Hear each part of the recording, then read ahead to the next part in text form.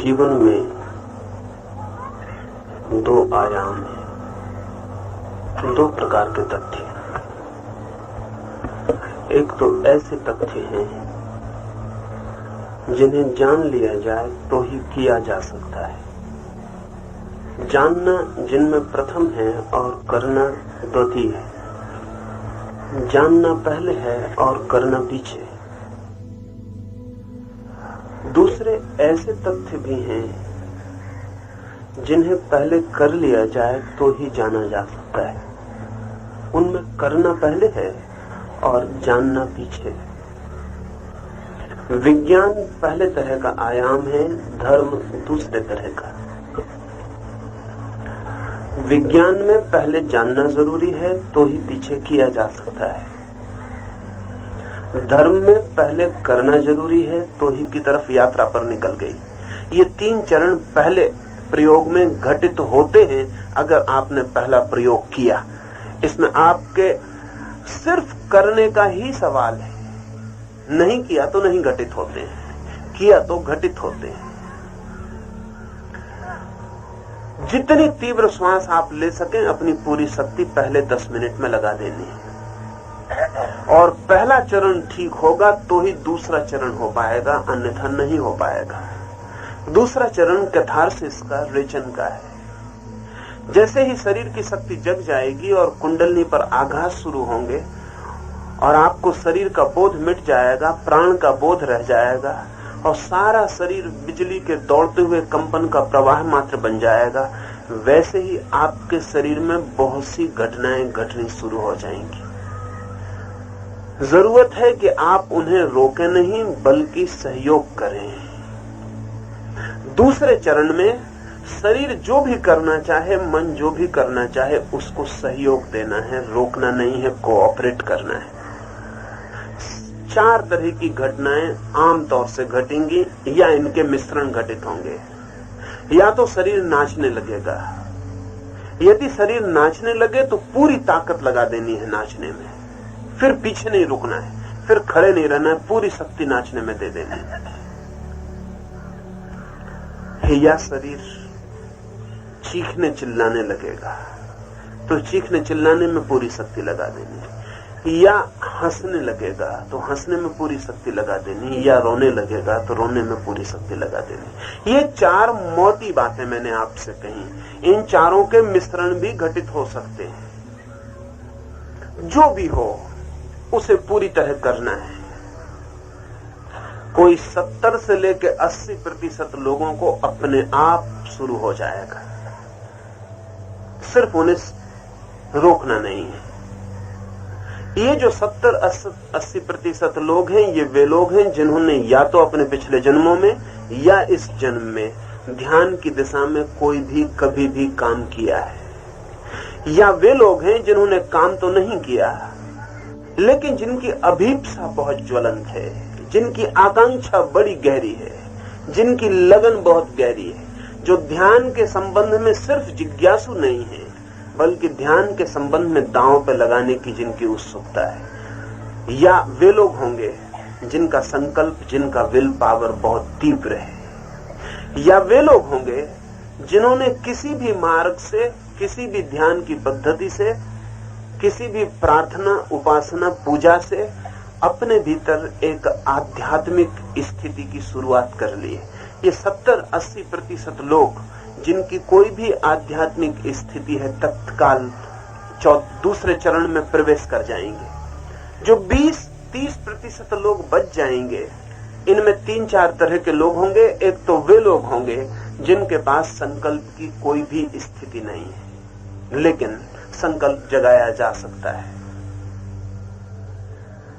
या वे लोग होंगे जो दूसरों से बहुत भयभीत हैं, पब्लिक ओपिनियन का जिन्हें बहुत भय है, जो बहुत भीरू हैं, जो इससे डरेंगे कि कोई क्या कहेगा, लेकिन दूसरों का डर छोड़ा जा सकता है। या वे लोग होंगे जो सदा ही सप्रेसिव रहे हैं, जिन्होंने अपने जीवन में ना तो कभी खुल के हंसा है, न कभी खुल कर रोए हैं, न कभी नाचे हैं, न कभी चिल्लाए हैं, जिन्होंने जिंदगी में कभी कोई चीज समग्रता से नहीं किए, सब रोक रोक कर जिए, लेकिन ये रुकावट छोड़ी जा सकती है। या वे लोग होंगे जिनके भीतर घटना तो घट रही है, लेकिन जो कोऑपरेट करने का, सहयोग करने का साहस नहीं जुटा पा रहे हैं, करेज नहीं जुटा पा रहे हैं, लेकिन साहस जुटाया जा सकता है।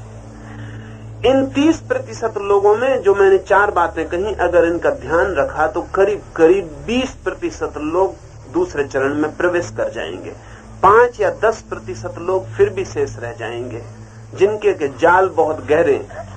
इनके लिए मैं सुझाव देना चाहता हूं कि अगर आपको ऐसा लगे कि आप उन 10% लोगों में से हैं जिनको कुछ भी नहीं हो रहा, तो 4 चीजों में से कोई भी एक चीज आप अपनी तरफ से शुरू कर दें। आज आप शुरू करेंगे, कल वो अपने आप शुरू हो जाएगी। धारा टूट जाए एक बार, झरना फूट जाए एक बार, तो फिर बहना शुरू हो जाता है। लेकिन मैं चाहूंगा कि कोई भी व्यक्ति दूसरे चरण में रुका न रह जाए। तीसरा चरण, जब दूसरे चरण में रोना, चीखना, नाचना, हंसना, जो हमारी सुबह की बैठक पूरी हुई।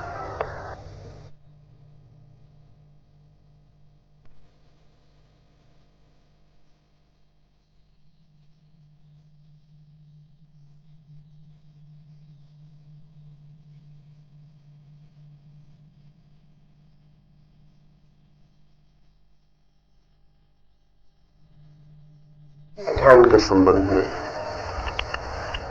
2-3 प्रश्न पूछे गए हैं, उनकी मैं आपसे बात कर लूं, फिर रात के प्रयोग को समझाऊंगा और हम करेंगे।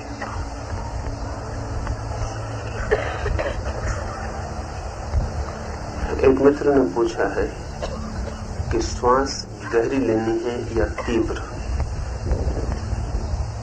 डीप या फास्ट।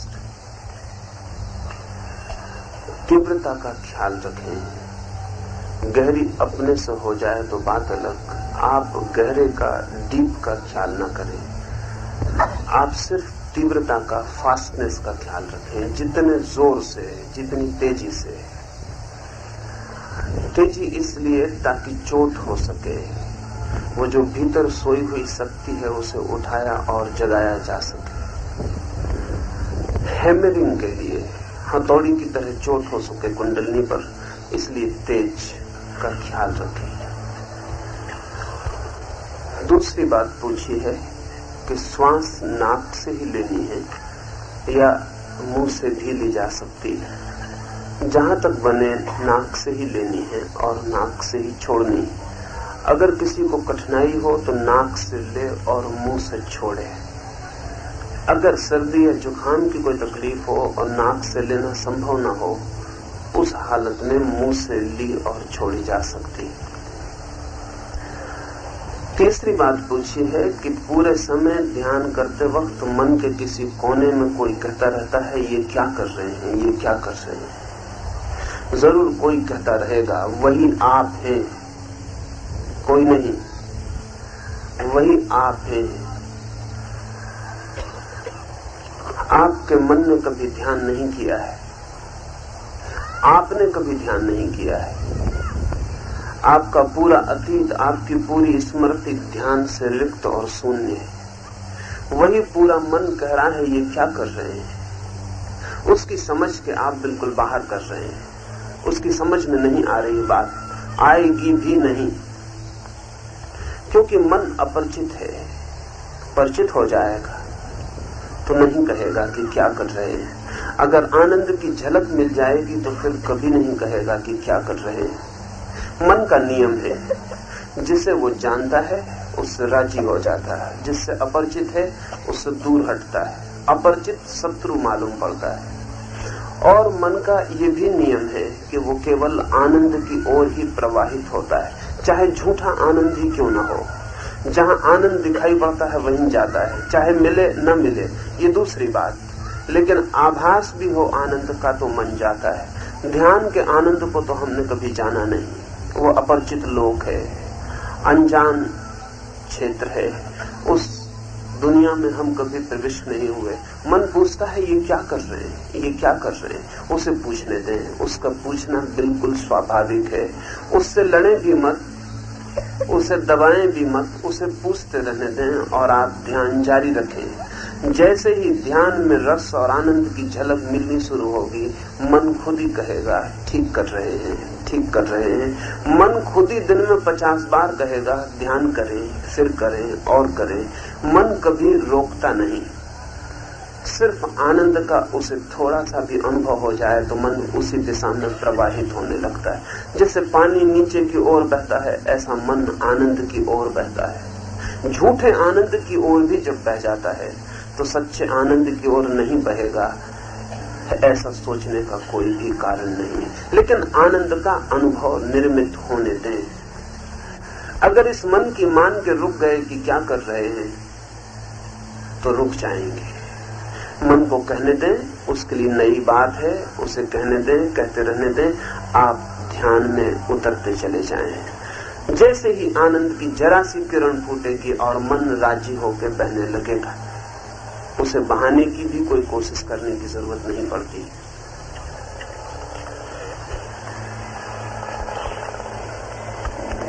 दूसरे मित्र ने पूछा है कि प्रकाश, शून्य, शांति, इनका उद्भव स्थान कहाँ है?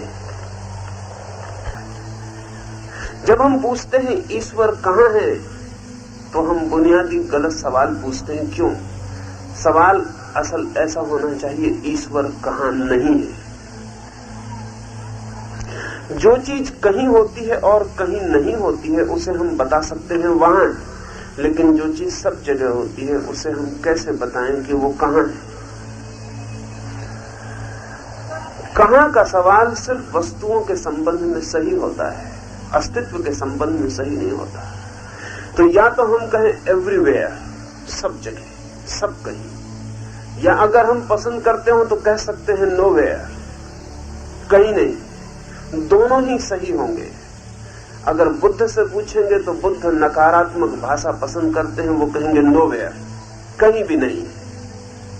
अगर शंकर से पूछेंगे तो शंकर पॉजिटिव भाषा पसंद करते हैं, वो कहेंगे एवरीवेयर, सब कहीं है। लेकिन दोनों का मतलब एक ही होता है। सब कहीं वही हो सकता है जो किसी एक जगह नहीं है। ये जो पूछा है शांति का, आनंद का, अमृत का स्थान कहाँ है, उद्गम का, सब जगह। और इसलिए बूंद की तरह उस सब में स्वयं को खोते ही आनंद मिलना शुरू हो जाता है। इसलिए जो अपने को बचाएगा वो खो जाएगा, और जो अपने को खो देगा वो पालेगा। जब बूंद सागर में गिर जाती है तो कहाँ होती है? कहीं नहीं, सब कहीं, सागर ही हो जाती है। ऐसे ही जैसे ही हम ध्यान में गिरते हैं, जैसे हमारी चेतना की बूंद ब्रह्म में गिर जाती, फिर हम कहीं नहीं होते।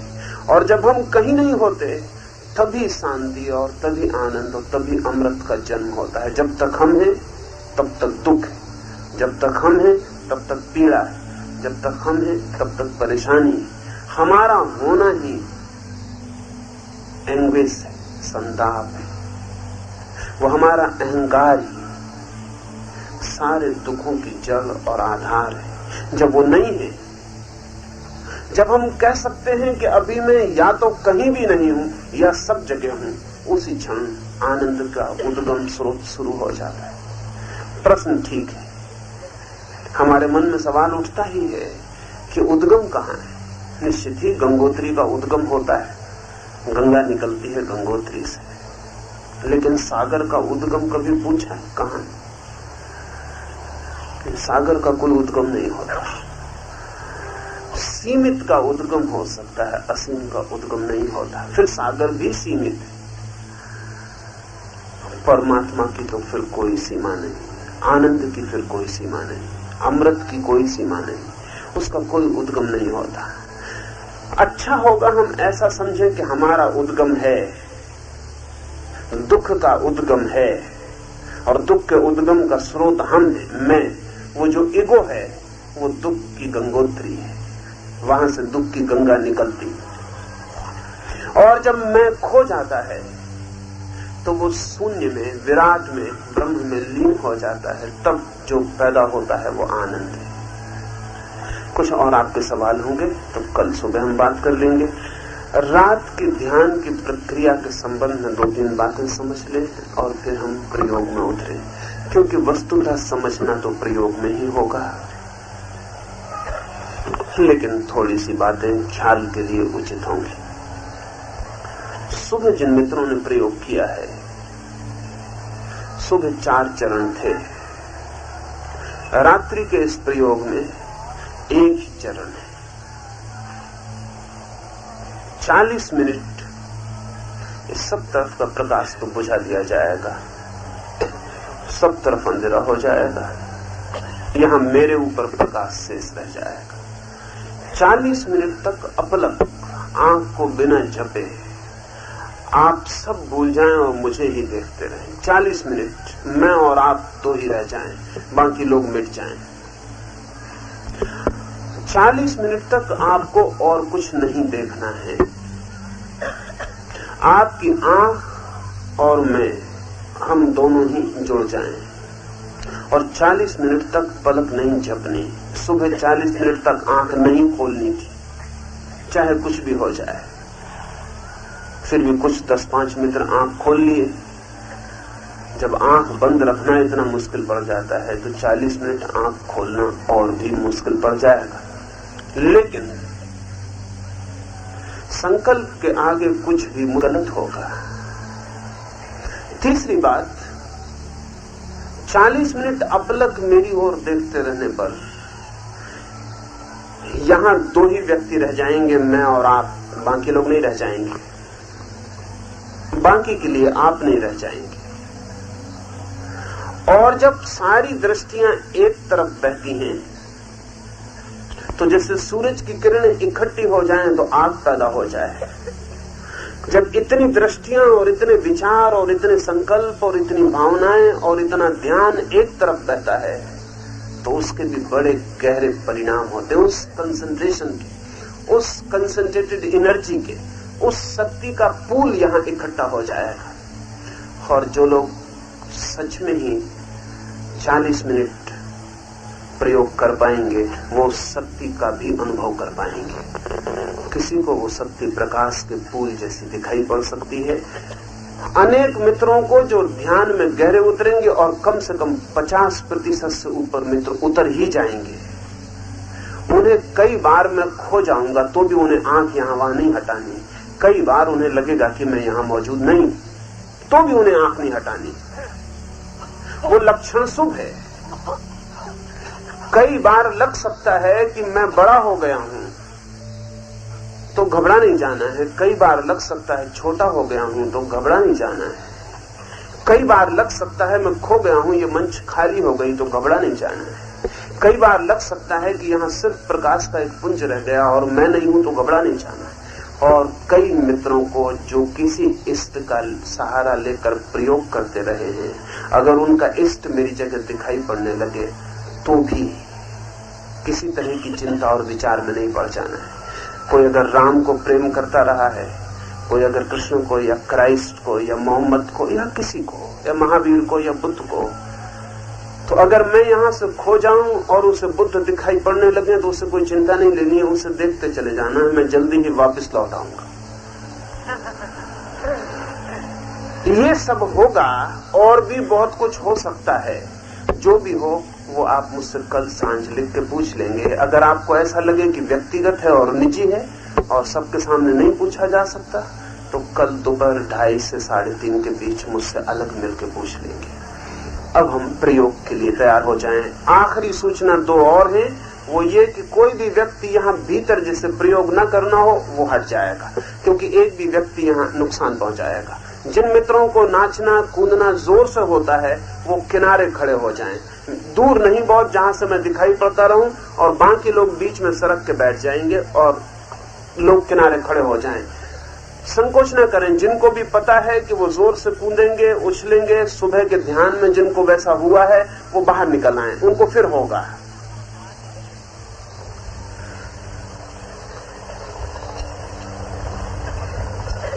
उसे समझा दो।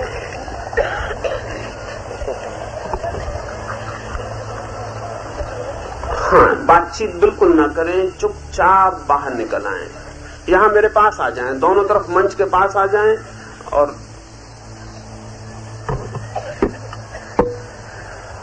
उठिए आए, क्योंकि आपको जरा भी ख्याल हो तो फिर पीछे बाद में दिक्कत में पड़ेंगे आप। वहां बैठ के फिर आपसे नहीं हो सकेगा, चुपचाप बाहर आ जाएं।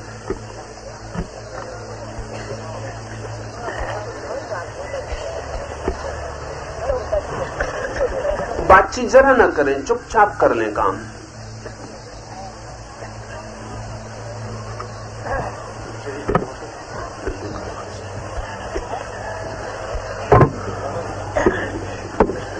लाइट ऑफ कर लो,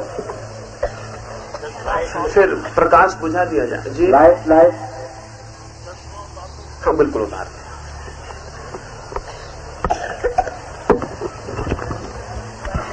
हाँ, जो लोग बाहर खड़े हैं यहाँ करीब आ जाएं ताकि मैं उन्हें ठीक से दिखाई पड़ सकूं।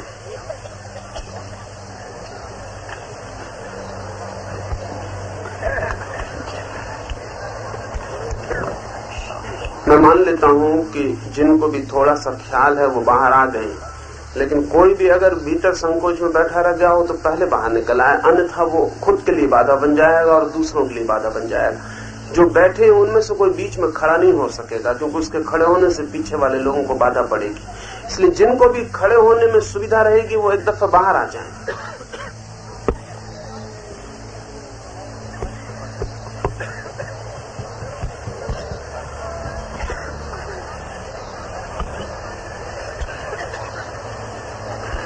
मेरी तरफ फिर आपको यहां वहां जरा भी नहीं देखना है। कुछ 10-5 मित्र देखने को भी खड़े हो गए, देखने में कुछ हर्जा नहीं, लेकिन दूसरे को देखने में कुछ खास मजा भी नहीं। देखना हो तो अपने को ही देखना चाहिए। तो आज जो 10-5 मित्र देखने खड़े हो गए, कल उनको भी निमंत्रण देता हूं, वो भी प्रयोग करें। दूसरे को नाचते देख के जो आनंद आ रहा है, खुद नाचेंगे तब पता चलेगा कि वो तो कुछ भी न था। खुद को नाचते देखकर जो आनंद आएगा उसका हिसाब भी लगाना मुश्किल है। कभी कोई मीरा जानती, कभी कोई कबीर जानता है, लेकिन आप भी जान सकते हैं। हाँ, खुद ही अपने लिए रुकावट बन जाए तो बात दूसरी है। परमात्मा और मनुष्य के बीच स्वयं मनुष्य के और कोई भी रुकावट नहीं। अगर आप ही जिद करके रुकना चाहें तो रुक सकते हैं। अगर आप जाना चाहें तो इस जगत की कोई शक्ति आपको नहीं रोक सकती सिवाय आपके। तो कल सुबह, और ध्यान रहे जो मित्र शाम को आए हैं वो सुबह जरूरी आ जाएं, क्योंकि सुबह का प्रयोग करेंगे तो शाम के प्रयोग में बहुत गति बढ़ जाएगी, शाम का प्रयोग करेंगे तो सुबह के प्रयोग में बहुत गति बढ़ जाएगी। और कल कोई बैठा ना रहे। इन 5 दिनों में मैं चाहूंगा एक भी व्यक्ति खाली हाथ यहां से नहीं लौटना चाहिए, और अगर आप लौट गए तो मेरी जिम्मेवारी नहीं होगी। अगर कोई नदी के किनारे से भी खाली हाथ लौट जाए तो नदी की कोई जिम्मेवारी नहीं है। नहीं, कल से अपना पात्र लेकर ही आए, कल से कुछ लेकर ही जाना है। आज प्रयोग का दिन था पहला, लेकिन कल से नहीं, कल से नहीं किसी को मैं इतना कमजोर समझता हूं कि वो बैठा।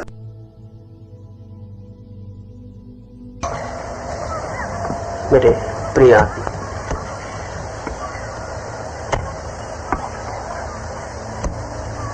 कल प्रयोग हमने समझा है,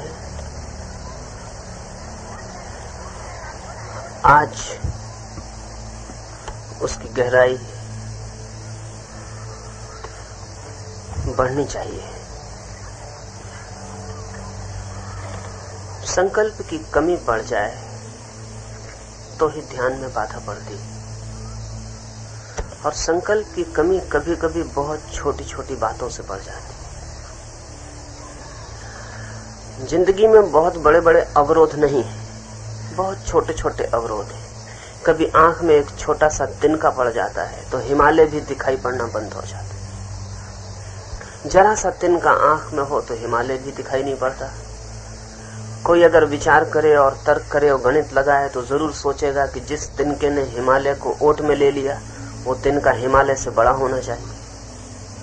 वो तिनका हिमालय से बड़ा नहीं है, तिनका तिनका ही, लेकिन छोटा सा तिनका भी आंख को बंद कर देता, हिमालय ढक जाता। ठीक ऐसे ही छोटे छोटे तिनकों से हमारे ध्यान की सामर्थ्य, ध्यान की आंख ढकी रह जाती। वो जो तीसरी आंख है, वो जो थर्ड आई है, वो बहुत छोटे छोटे तिनकों से ढकी है। कोई बहुत बड़े पहाड़ उसके ऊपर नहीं, लेकिन छोटे छोटे तिनकों को हम संभाले चले जाते। तो 2-3 बातें आज आपका संकल्प बढ़ सके उसलिए कहूं, फिर कुछ प्रश्न पूछे हैं उनकी आपसे बात। एक तो जो भी आप कर रहे हो अपनी ओर से सारी शक्ति लगाकर करें। ऐसा जरा भी ख्याल न रह जाए भीतर कि मैंने कुछ बचाया है। ये आपको ही तय करना है, कोई दूसरा तय नहीं कर सकता है। ये आपको ही समझना होगा कि मैं पूरी शक्ति लगा रहा हूं या नहीं लगा रहा हूं। और स्मरण रखें, जब तक आपकी पूरी शक्ति ना लग गई हो तो जितनी शक्ति नहीं लगेगी वही तिनके का काम करेगी। और ऐसा भी हो सकता है कि आपने 99% लगा दी और 1% बचा ली, तो वो 1% तिनके का काम करेगी और 99% को बेकार कर देगी। आपका 100% लगना जरूरी है। इससे कोई फर्क नहीं पड़ता कि आपकी ताकत कितनी है, जितनी भी हो। किसी के पास 2 पैसे की ताकत है, किसी के पास 4 पैसे की, किसी के पास 6 पैसे की। सवाल ये नहीं है कि कितनी ताकत लगाई, सवाल ये है कि आपने पूरी लगाई या नहीं। अगर कमजोर से कमजोर आदमी भी अपनी पूरी ताकत लगा दे 100%, तो शक्तिशाली से शक्तिशाली आदमी के पहले ध्यान में प्रवेश कर जाएगा, अगर वो 99% लगा रहा हो। कितना लगाया ये सवाल नहीं है, पूरा लगाया या नहीं यही सवाल है। 100 डिग्री पर जैसे पानी भाप बन जाता है, ऐसा अपनी शक्ति की 100 डिग्री पर आप भी ध्यान में वाष्पीभूत हो जाते हैं, आप भी भाप बन जाते हैं, आप भी इवोपर शांत हो जाता है। चांटा मारने में होता क्या है, सिर्फ आपका हाथ एक विशेष रूप से कंपता है, लेकिन उस कंपन में आपका क्रोध तिरोहित हो जाता है। अभी तो मनोवैज्ञानिक कहते हैं कि अगर क्रोध आ रहा हो और किसी को मारना ना हो, तो आप अगर तकिए को भी मार दें तो भी निकल जाएगा। करके देखें और हैरान होंगे, क्योंकि शरीर में जो वेग पैदा हुआ है वो वेग की निर्जरा होनी चाहिए, उसका गिरना होना चाहिए। तो जब आपका हाथ कप रहा है तो आपको पता नहीं कि वो कितनी चीजें उसमें कप रही हैं और निकल रही हैं, उसको पूरी ताकत दे दें। अगर आपका सिर कप रहा है तो उसको पूरी ताकत दे दें, अगर पैर नाच रहे हैं तो उनको पूरी ताकत दे दें। जो भी हो रहा है उसे पूरी ताकत दे दें। कोई 70% लोगों को स्पॉन्टेनियसली, सहज रूप से कुछ ना कुछ होना शुरू हो जाएगा। 30% लोगों को थोड़ा सा अड़चन होगी। अगर आपको लगे कि आप 30% लोगों में हैं, कि आपको कुछ भी नहीं हो रहा है, न हंसना आ रहा है, न रोना आ रहा है, न नाच रहे हैं, न कप रहे हैं, कुछ भी नहीं हो रहा, तो आपको जो भी इन 4 में से सूझे आप वो अपनी ओर से करना शुरू कर दें। पहले दिन आप करेंगे, दूसरे दिन वो आना शुरू हो जाएगा। लेकिन खड़े मत रह जाएं। तीसरे चरण में पूछना है मैं कौन हूं। अगर आपको अच्छा लगे कि अब भी सांस जारी रखनी है तो आप रख सकते हैं। अच्छा लगे कि आपको नाचना अब भी जारी रखना है तो रख सकते हैं। लेकिन एम्फेसिस तीसरे चरण में देनी है कि मैं कौन हूं, इसे भीतर पूछना है तीव्रता से। 2 मैं कौन हूं के बीच में जगह न रह जाए। सारा मन एक अंधा बन जाए, एक आंधी बन जाए और मैं कौन हूं पूछने लगे। ठीक लगे तो चिल्ला के पूछें, ठीक लगे तो भीतर पूछें, आपको जैसा सुविधाजनक हो।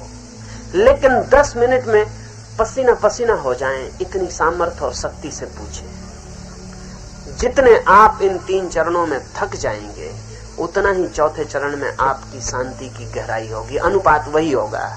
जितना आपने श्रम किया होगा उतना ही गहरा विश्राम मिलेगा।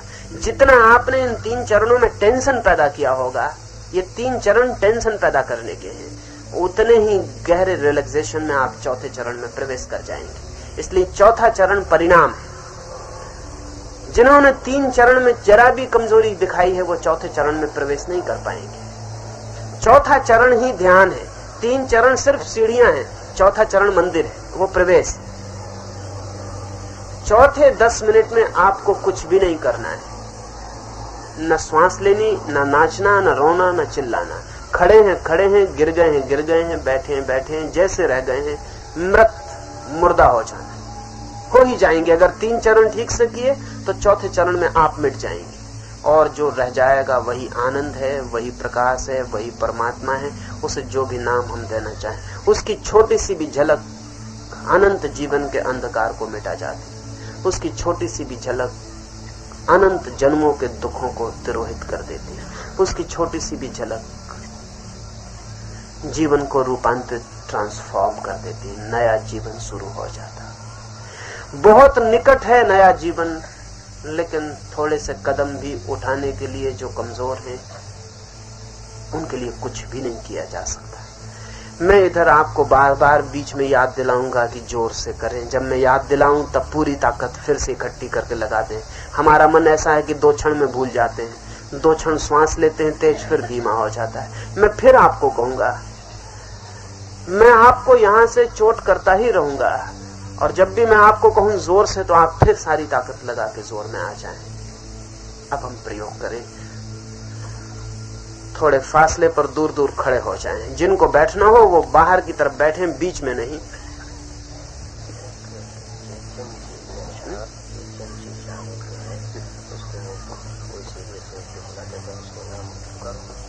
कौन बुलाता?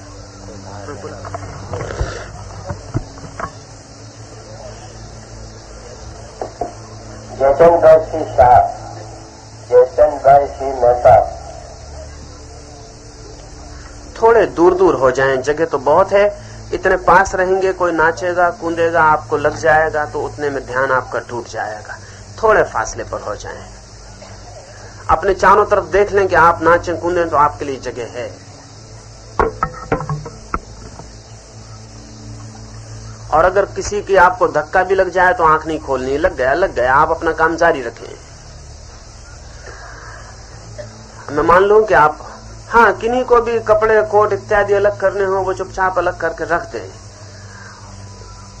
चश्मा है, कुछ भी आपको तकलीफ होगी बीच में, वही आपके लिए अड़चन बन जाएगी, कहीं गिर ना जाए, कहीं चोट ना लग जाए, उसको अलग कर दें।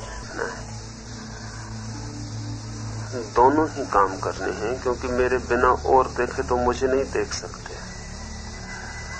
मेरी ओर तो देखना ही है, लेकिन सिर्फ और ही नहीं देखना है, क्योंकि और बहुत बड़ी बात है, उसमें और भी बहुत कुछ आता है। मेरी ओर देखना है, लेकिन मुझे ही देखना है। चश्मा लगाए ही रखें।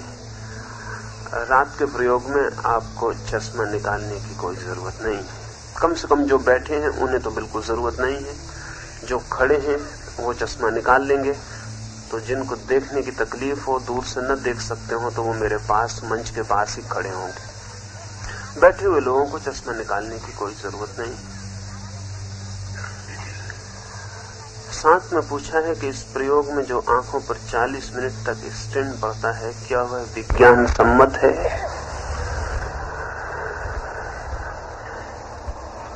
विज्ञान बहुत है।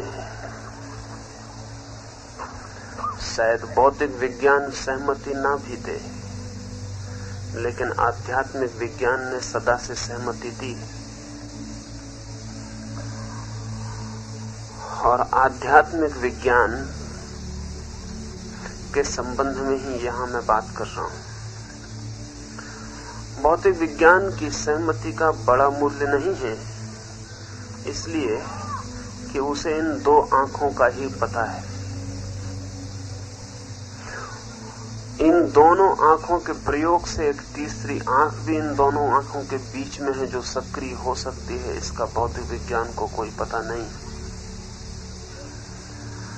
इसलिए स्वभाव था, अगर एक बाप जमीन खोद रहा हो, बीज बो रहा हो, उसका बेटा पूछ सकता है कि ये बीज जमीन में फेंक के क्यों खराब कर रहे हैं, क्योंकि उसे कुछ पता नहीं है कि ये बीज अंकुरित हो सकते हैं।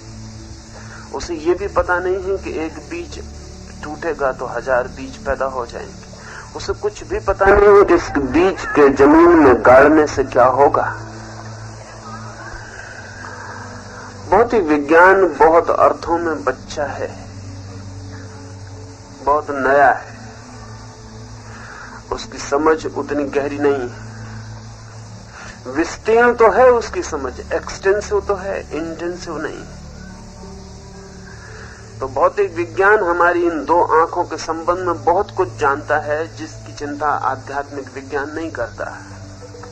लेकिन आध्यात्मिक विज्ञान कुछ और भी जानता है, जिसका भौतिक विज्ञान को कोई भी पता नहीं। वो तीसरी आंख की बात है। लेकिन अभी धीरे धीरे बौद्धिक विज्ञान को भी उस तरफ झुकाव मिलने शुरू हो गए। साधारणतः अगर आप बिना किसी आध्यात्मिक संकल्प के 40 मिनट तक आंखों को एक साथ खोल के रखें तो आंखों को नुकसान पहुंचेगा। ध्यान रहे, मैं एक कंडीशन की बात कर रहा हूं। अगर आप बिना किसी आध्यात्मिक कारण के, बिना किसी आध्यात्मिक संकल्प के 40 मिनट तक आंखों को खुला रखें तो आंखों को नुकसान पहुंचेगा। लेकिन यदि आप एक आध्यात्मिक संकल्प के साथ भीतर सोई हुई शक्ति को जगाने के लिए 40 मिनट नहीं 4 घंटे भी आंखों को खुला रखें तो नुकसान नहीं पहुंचेगा। क्योंकि वो जो संकल्प है भीतर, वो तीसरी आंख को खोलने का काम शुरू कर देता है। अगर वो संकल्प नहीं है तो तीसरी आंख के खुलने का काम शुरू नहीं होता। और वो तीसरी आंख खुलने लगे तो आपकी दोनों आंखों को लाभ ही होगा, नुकसान नहीं। उन्होंने ये भी पूछा है कि क्या यह संभव है कि इस प्रयोग से कमजोर आंखों की शक्ति बढ़ जाए। संभव नहीं है, सुनिश्चित है। लेकिन अगर कोई कमजोर आंखों की शक्ति ही बढ़ाने के लिए ये प्रयोग करता हो तो नुकसान पहुंचेगा, तो फायदा नहीं होगा। ये बिल्कुल बाई प्रोडक्ट होगी, इसको ध्यान में नहीं रखा जा सकता। आप तो ध्यान में भीतर के संकल्प को ही रखें। अगर वो संकल्प प्रगाढ़ है तो अंधी आंख भी देख सकती है, अनेक बार देख पाई है। लंगड़े भी चल सके हैं, बहरे भी सुन सके हैं, लेकिन वो संकल्प भीतर बहुत प्रगाढ़ होना चाहिए। हाँ, बहरा अगर सिर्फ सुनने के लिए ध्यान कर रहा हो तो नहीं सुन पाएगा। कितनी बड़ी आकांक्षा है भीतर, उस पर निर्भर करेगा। छोटी आकांक्षाओं के लिए ध्यान नहीं उपयोगी है। यद्यपि ध्यान से छोटी आकांक्षाएं पूरी हो जाती, पर उनको बीच में मत लाएं। नुकसान कोई भी नहीं होगा अगर संकल्प प्रगाढ़ है। और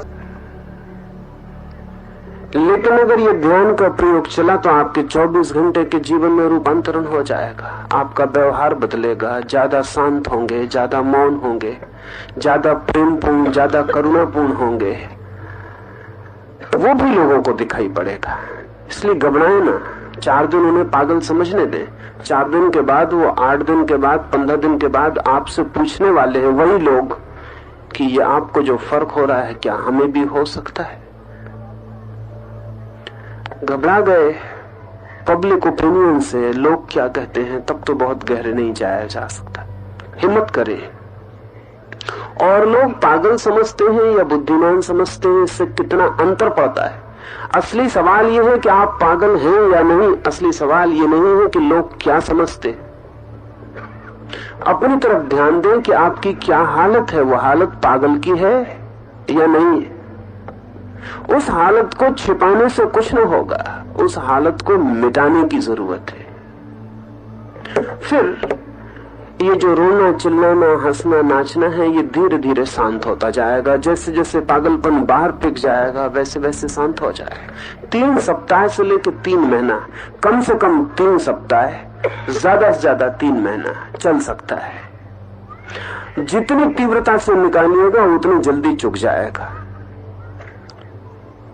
प्रत्येक व्यक्ति को थोड़ा अलग अलग समय लगेगा, क्योंकि प्रत्येक व्यक्ति का संग्रहित पागलपन की मात्रा अलग अलग है। लेकिन जितने जोर से उलीच देंगे उतने जल्दी फिक जाएगा बाहर और आप शांत हो जाएंगे। जैसे जैसे शांत होने लगेंगे, आप चाहेंगे भी तो चिल्ला ना सकेंगे, नाच ना सकेंगे, रो ना सकेंगे, हंस ना सकेंगे। मात्र चाहने से कुछ हो नहीं सकता। भीतर चीज चाहिए निकलने को। और जैसे जैसे गहराई बढ़ेगी वैसे वैसे पहला स्टेप रह जाएगा और चौथा स्टेप रह जाएगा, दूसरा पहले गिर जाएगा। फिर धीरे धीरे पूछने का भी मन नहीं होगा, पूछना भी बाधा मालूम पड़ेगी कि मैं कौन। तीसरा स्टेप भी गिर जाएगा। बाद में पहला स्टेप भी मिनट 2 मिनट का रह जाएगा। श्वास ली नहीं कि आप सीधे चौथे स्टेप में चले जाएंगे। अंततः जितनी गहराई पूरी हो जाएगी उतना 2 मिनट के लिए पहला स्टेप रह जाएगा और सीधा चौथा स्टेप आ जाएगा। पूरे 40-50 मिनट आप चौथी अवस्था में ही रह पाएंगे। लेकिन आप अपनी तरफ से अगर चौथी अवस्था लाने की कोशिश किए तो वो कभी नहीं आएगा। इन 2 और तीसरे स्टेप से गुजरना ही पड़ेगा। इनके गिर जाने पर वो अपने से आ जाता है। एक मित्र ने पूछा है कि चौथे चरण में 10 मिनट बहुत कम मालूम होते हैं। जिसको भी ध्यान लगेगा उसे बहुत कम मालूम होंगे, जिसको नहीं लगेगा उसे बहुत ज्यादा मालूम होंगे। यहाँ दोनों तरह के लोग हैं। जिसको नहीं लगेगा उसे ऐसा लगेगा कि पता नहीं 10 मिनट कितने लंबे हो गए। जिसे लगेगा उसे लगेगा कि तो अब भी शुरू हुआ और अभी समाप्त हो गया। क्योंकि हमारे आनंद के साथ ही समय सिकुड़ता है। समय कोई वास्तविक चीज नहीं है। समय हमारे अनुभव पर निर्भर चीज है, कंडीशनल है। जितना सुख होता है समय उतना छोटा हो जाता है, जितना दुख होता है समय उतना लंबा हो जाता है। घड़ी के कांटे तो वैसे ही घूमते रहते हैं, लेकिन हृदय के कांटे भी हैं और वो सुख और दुख के साथ उनकी गति में अंतर पड़ता है। जब आप सुखी होते हैं क्षण हवा में उड़ जाता है, जब आप दुखी होते हैं तो क्षण भी पत्थर की तरह बैठ जाता है, हटता नहीं। तो जिनको ध्यान हो रहा है उन्हें तो 10 मिनट भी कम है, थोड़े दिनों में 10 घंटे भी कम होंगे। और इसलिए फिर ध्यान में अलग से बैठने की जरूरत नहीं रह जाती। फिर तो 24 घंटे ही ध्यान ही चलने लगता है। उठते बैठते काम करते वही रस वही आनंद फैलने लगता है। फिर तो 10 जिंदगी भी छोटी मालूम पड़ती है। ये मेरे ख्याल में है कि 10 मिनट बहुत कम है, लेकिन यहाँ तो हम प्रयोग को समझ रहे हैं। घर आप 10 मिनट से ज्यादा कर सकते हैं। 15 मिनट, 20 मिनट, आधा घंटा, जितनी आपकी सुविधा हो उतना आप चौथा चरण बढ़ा सकते हैं। पहले 3 चरण 10 मिनट से ज्यादा नहीं बढ़ाना है। पहले 3 चरण 30 मिनट ज्यादा से ज्यादा, उससे ज्यादा नहीं बढ़ाना है। चौथा चरण आप जितना चाहें बढ़ा सकते हैं, क्योंकि वो प्रतीक्षा का चरण है, करने का चरण नहीं है। 3 चरण करने के हैं। वो आपकी मनुष्य की जो सामान्य सामर्थ्य है उसके हिसाब से तय किए गए हैं। वो 10 मिनट से ज्यादा नहीं करना है कोई भी चरण। लेकिन चौथा चरण आप कितना भी लंबा कर सकते हैं। और जैसे ध्यान गहरा होगा, आधा घंटा, घंटा भर चौथे चरण में बीत सकेगा, सहज ही बीत जाएगा, पता ही नहीं चलेगा कब गुजर गया। वो आप घर पर प्रयोग कर सकेंगे। यहाँ तो 10 मिनट में ही समाप्त करना पड़ेगा, क्योंकि बहुत लोग हैं। उन सब लोगों का ध्यान रखना जरूरी। फिर हम यहाँ समझने मात्र को हैं, असली प्रयोग तो आप यहाँ से हट के करने वाले हैं। एक और मित्र ने पूछा है कि ध्यान और समाधि में क्या अंतर है। अंतर कुछ भी नहीं है, यात्रा और मंजिल का अंतर है। ध्यान मार्ग है, समाधि अंत है। ध्यान जहां पहुंचा देता है वो समाधि है, या ऐसा कहें कि ध्यान की पूर्णता समाधि, या ऐसा कहें कि जहां ध्यान की कोई जरूरत न रह जाएगी वो समाधि है। ये सब एक ही बात है। रास्ते की कोई जरूरत नहीं रह जाती जब मंजिल आ जाती, सीढ़ियां बेकार हो जाती हैं जब आप चढ़ जाते। ध्यान सीढ़ी है, समाधि चढ़ जाना है। ध्यान गिर जाएगा जिस दिन आपको लगे कि अब ध्यान में और गैर ध्यान में कोई फर्क नहीं रहा। जिस आनंद में ध्यान में होते हैं उसी आनंद में गैर ध्यान में होते हैं, उस दिन समझना कि समाधि शुरू हो गई। करें ध्यान तो ना करें ध्यान तो चित्त की अवस्था एक ही बनी रहती, वही आनंद, वही प्रकाश, वही परमात्मा मौजूद रहता है। तब समझना कि समाधि आ गई। तब ध्यान बेकार हो जाता है, वो अपने आप गिर जाता है। ध्यान का अंत समाधि है, ध्यान का गिर जाना समाधि है। या कहें ध्यान की पूर्णता समाधि है, ध्यान का पूरा हो जाना समाधि है। लेकिन पूरी होकर भी चीजें गिर जाती हैं। फल पका और गिरा, ध्यान पका और गिर जाएगा। फिर आप 24 घंटे ध्यान में होंगे। फिर ऐसा नहीं होगा कि ध्यान करना पड़े, ध्यान आपका स्वभाव बन जाता है। अब हम ध्यान के संबंध में शायद 2-4 मित्र नए होंगे, उनको 2 बातें कह दूं, फिर हम प्रयोग के लिए बैठे। एक तो उन मित्रों के लिए कुछ कहना है। रात को कुछ 10-5 मित्र कितना ही कहने पर भी देखने की जगह न खड़े रहकर बीच में आ जाते अकारण। दूसरों को उनसे बाधा तभी कठिनाई हो जाती। मेरे लिए प्रभु का अर्थ समग्र अस्तित्व है, टोटल एग्जिस्टेंस है। ये हवाएं बहती हैं, इनका पता नहीं, ये आकाश है, इसका पता नहीं है, ये जमीन है, इसका पता नहीं है, आप है, इसका पता नहीं है, होने का पता नहीं है। ये जो होने की समग्रता है, ये जो बड़ा सागर है अस्तित्व का, इस पूरे सागर का नाम परमात्मा है। तो जब आप परमात्मा का नाम ले रहे हैं तो किसी परमात्मा का नाम नहीं ले रहे हैं, हिंदुओं के या मुसलमानों के या ईसाइयों के। आप इस समग्र अस्तित्व को साक्षी रख के संकल्प कर रहे हैं। उन मित्र ने यह भी पूछा है कि बिना साक्षी रखे भी संकल्प हो सकता है? करें। अगर हो सकता होता तो हो गया होता।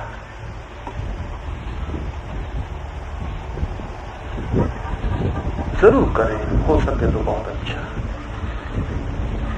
लेकिन ना हो सके तो फिर ना हो सके तो साक्षी रख के भी करके देख लें। हो जाए तो बहुत अच्छा,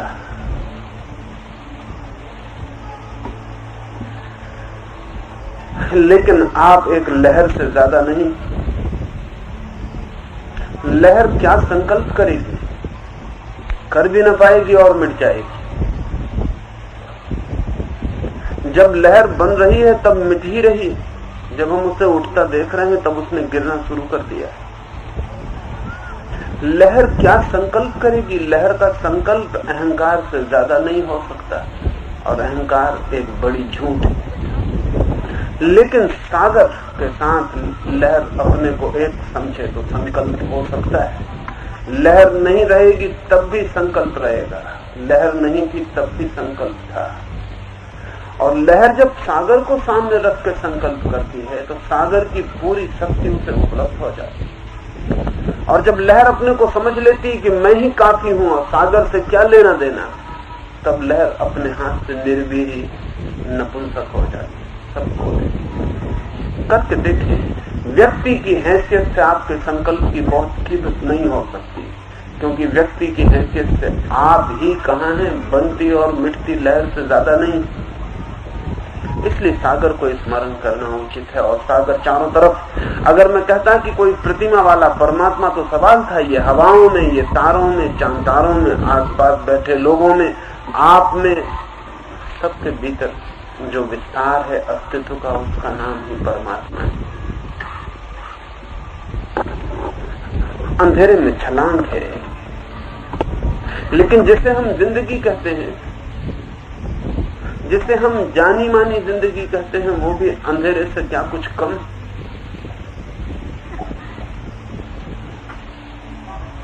अज्ञात अननोन में उतरना है। अगर परमात्मा ज्ञात ही हो तो फिर जानने को और क्या शेष रह जाता है? नहीं है ज्ञात। टटोलते हैं, खोजते हैं, पुकारते हैं।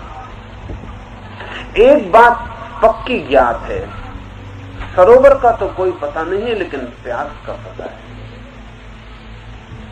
प्यास है, मरुस्थल तो भी प्यास, और प्यास कहती है कि बुझने का भी कोई उपाय होगा।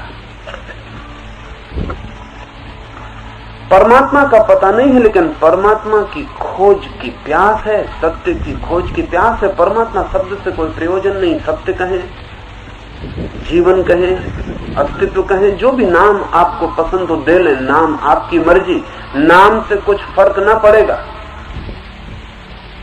लेकिन क्या है जीवन? उसकी खोज की प्यास, उस प्यास का पता है तो काफी, बस उसी प्यास से संकल्प को उठने दें और समग्र के प्रति समर्पित हो जाने दें। जैसे ही कोई व्यक्ति समग्र को साथ लेकर संकल्प करता है, उसके संकल्प की शक्ति अनंत गुना हो जाती है, क्योंकि वह अनंत को साक्षी बना रहा है, अनंत को स्मरण करता है, अनंत के साथ अपने को जुड़ा हुआ अनुभव करता है।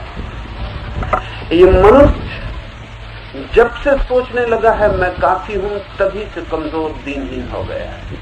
और जो मनुष्य भी सोचेगा कि मैं काफी हूं, वह अत्यंत दरिद्र रह जाएगा। कोई काफी नहीं है। अनंत के मिलने के पूर्व सब कुछ नाकाफी है। जब तक कि सभी के साथ मिलन न हो जाए तब तक संतुष्टि नहीं हो। मन में भी एक मृत्यु घटित होगी और उसी दिन ध्यान समाधि बन जाता है। ऐसा और कुछ भी घटित हो, अलग अलग लोगों को अलग अलग घटनाएं घटेंगी, तो चिंता नहीं लेने की है। कोई चिंता का कारण नहीं है। ध्यान से कभी किसी का कोई अहित, कोई अमंगल नहीं हुआ, और ध्यान के बाहर किसी का कभी कोई हित और मंगल नहीं हुआ है, ये भी ध्यान रखना। अब हम आखिरी दिन है, पूरी शक्ति ध्यान में लगानी है। कुछ मित्र नए होंगे तो मैं 2 मिनट उनको सूचना दे दूं।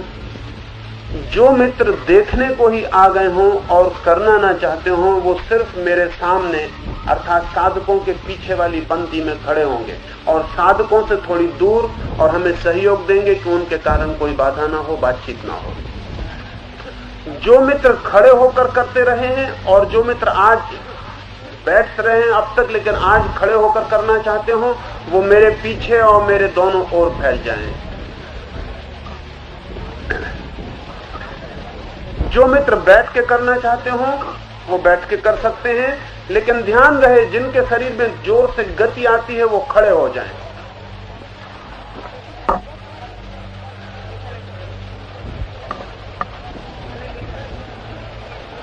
बातचीत ना करें, चुपचाप जिनको देखना है वो मेरे सामने की पंक्ति में चले जाएं। वो जगह देखने वालों के लिए छोड़ दिए। बीच में कोई देखने वाला न बैठा रहे, उसे नुकसान होगा और दूसरों को भी नुकसान होगा। पीछे चले जाएं। देखना है तो पीछे चले जाएं। खड़े होकर करना है तो मेरे पीछे और दोनों तरफ फैल जाएं।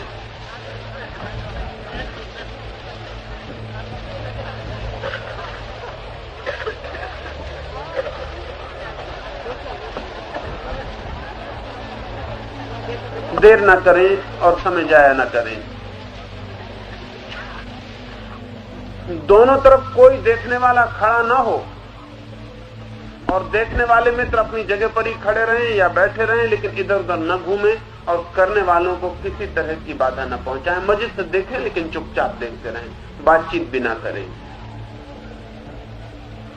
जो लोग बैठे हैं उनको मैं कह दूं कि उन्हें बैठे नहीं रह जाना है, प्रयोग पूरा करना है। सुबह के प्रयोग का स्मरण कर लें और सुबह शरीर में जो जो हुआ था वो होना चाहे तो उसे होने दें। चिल्लाना, रोना, डोलना, कपना, शरीर में जो भी हो बैठ के भी होने दें। बैठ के भी ये चिंता ना करें कि उसे रोकना है, रोके मत। और आज आखिरी दिन है, जो थोड़े से 10-15% मित्र खाली रह गए, मैं नहीं चाहूंगा कि वो भी खाली जाएं, वो भी अनुभव की एक किरण लेके ही जाएं। इसलिए आज पूरी शक्ति लगा देनी। 2-3 बातें और। 40 मिनट का प्रयोग है। मेरी ओर टकटकी लगा के देखना है, आंख झपकनी ही नहीं, पलक को बिल्कुल ही खुला रखना है और शरीर को जो कुछ होने लगे होने देना है। जब आपके भीतर की शक्ति जागने लगेगी तो मैं हाथ से इशारा करूंगा, बोलूंगा नहीं। तब आप अपनी शक्ति को पूरा बल दे दें और पूरी तरह शक्ति को काम करने दें। जब मुझे लगेगा कि ऊपर से परमात्मा की शक्ति भी आप में उतर सकती है तो मैं ऊपर से नीचे की तरफ हाथ करूंगा।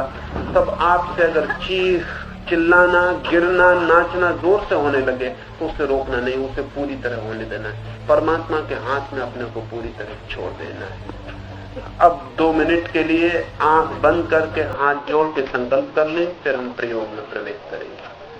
आंख बंद कर लें, हाथ जोड़ लें।